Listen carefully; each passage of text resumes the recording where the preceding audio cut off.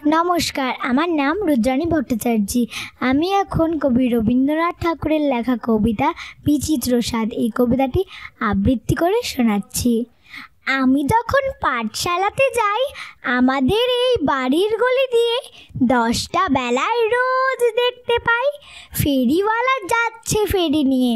চুড়ি চাই চুড়ি চাই সে হাঁকে, চিনের পুতুল ঝুড়িতে তার থাকে। যায় সে চলে যে পথে তার খুশি, যখন খুশি খায় সে বাড়ি গিয়ে। 10টা বাজে 10:30 বাজে নেই কো তারা, হয় বা পাছে দেরি। ইচ্ছে করে সেলেট ফেলে দিয়ে অমনি করে বেড়ায় নিয়ে ফেরি। আমি যখন হাতে মেখে কালি ঘরে ফিরি 4:30 বাজে।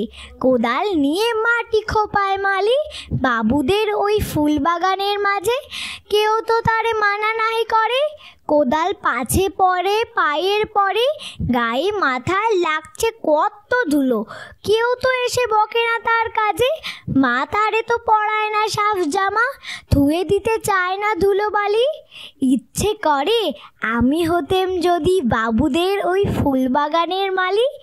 একটু বেশি রাত না হতে হতে মা আমারে ঘুম পাড়াতে চায়। জানালা দিয়ে দেখি চেয়ে পথে পাগড়ি পরে পাহারাওয়ালা যায়। আধার গলি লোক বেশি না চলে, গ্যাসের আলো মিটমিটিয়ে জ্বলে।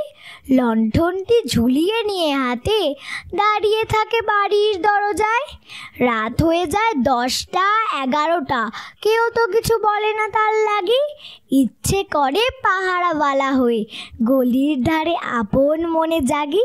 নমস্কার, ধন্যবাদ সবাইকে।